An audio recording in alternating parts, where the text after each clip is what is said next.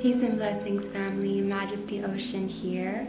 It brings me so much excitement to be able to bring another episode of Majesty Speaks with you today. So today's topic is going to be out of sight, out of mind.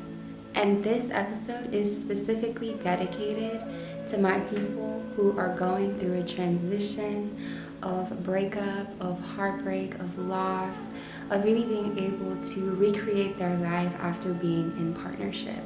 And I'm going to be sharing some of the practices that I have used that really allowed for such major transformation to happen in my life, so I can continue to pour all of this magnetic energy back into myself and finally let go of all of the things that I had been harboring on for years.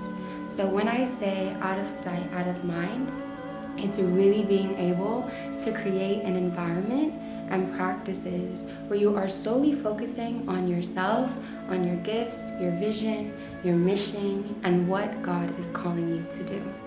And for me, in my personal experience, I was continuing to attach my identity to somebody else's dream. A dream that was similar and aligned to the things that I enjoyed of being of service, but it wasn't aligned to the vision that God had for me. And as I continued to really cut the cords and find that deeper sense of inner knowing, really thanking the power of fasting and how I really been using this as a modality to really anchor me in all of these different seasons and all of these different transitions. And as you may know and feel and are aware of, if you're going through any type of disconnection from a long-term relationship, you really have the opportunity to recreate your habits, your lifestyle in so many different ways. As for me, my habits definitely in the kitchen changed a lot. I began to really listen to my body and honor her in a way where I really didn't before. I was so used to overgiving, and this was really an opportunity for me to pour all of that energy back into myself, and it was so profound with the amount of time that I had. And that is when I really began to really just alchemize all the things that I was experiencing and really pour it into all of these different creations, from offerings to poetry to pouring into authentic connections that really filled me up with so much love and peace and joy. And there was this podcast that I had watched in the beginning of my relationship, and this woman said that the most important thing that you need to do in order to fully heal was block that person on all social media. And at the time, I was like, no way. There's no way I'm going to be able to block them. Like, I don't need to do that. I'm strong enough. I want them to watch me and glow up and all these amazing things. But it wasn't until I realized that I was in this cycle of self-sabotage. And I was constantly, looking at their stuff to see what they were doing and wanted to keep up with them. But it was still me playing that idea of what it would be like if we still got back together, or if something may work out, or maybe this was just a moment for us to really focus on ourselves and then life would bring us back together. But as I continued to understand and listen to Spirit and God guide me, it was like, no, this relationship is meant to be complete. The cycle is finished, and you were what you were supposed to be for each other in those moments. But it's almost as if we stayed together, we wouldn't be able to grow into the individuals that we were supposed to become. It was like we were, just self-sabotaging one another. And it was really powerful when I finally decided to completely cut all ties and block them on social media. It was really a reprogramming of the mind, not constantly being in that pattern of checking on their social media, seeing what they're doing and who they're doing it with and where they're doing it. It was just so much of this constant repetitive cycle, and I had to really sit with myself and understand, do I really want to continue to put myself in those situations where I feel so shitty and broken and confused and betrayed, right? Because it's so easy for us to go into that type of mindset that allows us to go into this dark tunnel. And those moments are necessary, because when we experience that amount of grief, it allows us to be contrasted with so much more light, where comes that wisdom and the clarity, and that's exactly what happened. And after going through that cycle so many times, I finally surrendered and was like, okay, it is time. It is time to completely shut the doors to the kingdom, to my earth kingdom, and to be able to set those boundaries, protect myself, my energy, my mind, knowing that I had already given so much of myself, so many ideas, so much time, so much resources. It was just so much overgiving that I finally decided to really set those boundaries and pour all of that love back into myself. And when I tell you the beautiful shifts that begin to happen, your connection to yourself, to spirit, to God begins to transform into something that is so beautiful.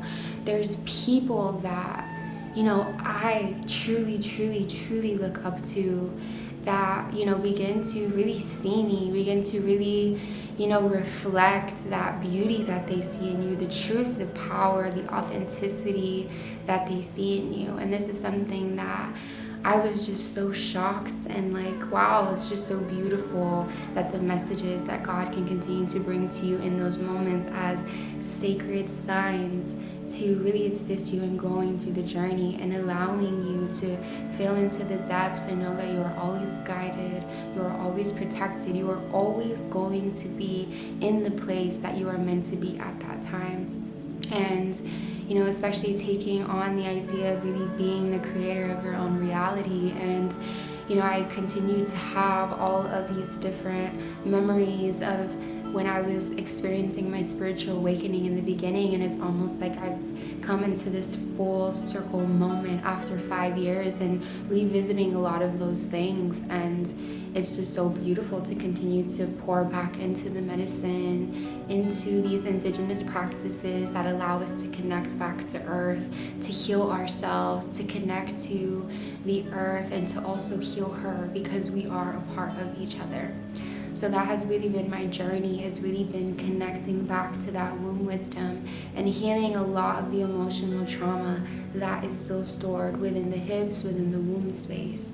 And I've learned that it is very, very important, and it is okay to be able to ask for that extra support when it is needed.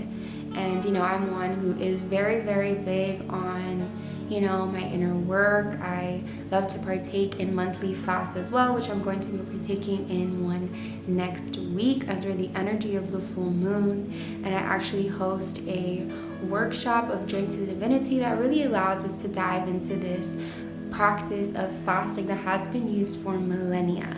There's so many different cultures that use this practice to really allow themselves to reset during seasons, really honoring the cycles of our lives that we experience. And this is why I love to root myself in this practice, because we are constantly going through different trials and tribulations throughout our lives.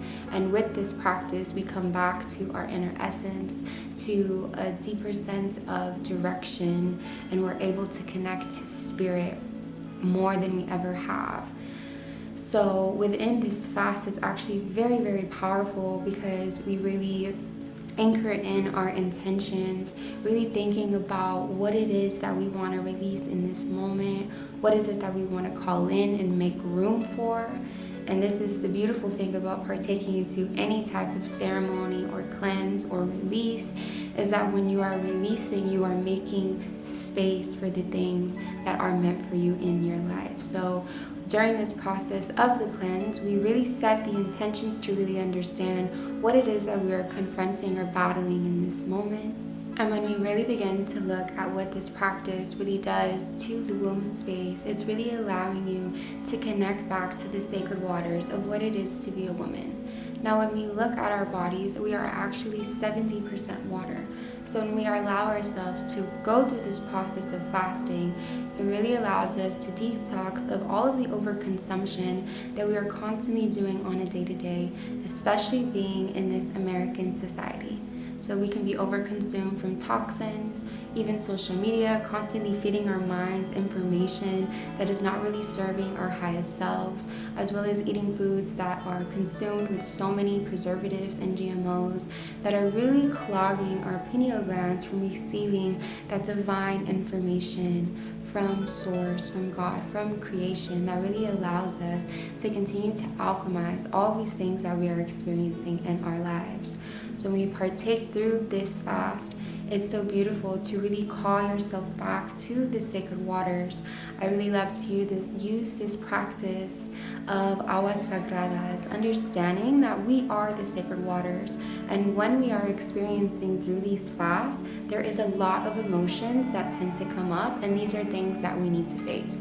So really using that time to really allow yourself to feel into the emotions and allow yourself to release anything that is no longer serving you. And this is why this practice of Aguas Sagradas really came to me, is because as I continued to release through crying and through detoxing, it was these sacred waters that I was releasing that allowed me to tap more into that clarity, into the inner knowing, and into a greater vision of what my life was now going to expand into after cutting ties from a 5-year relationship.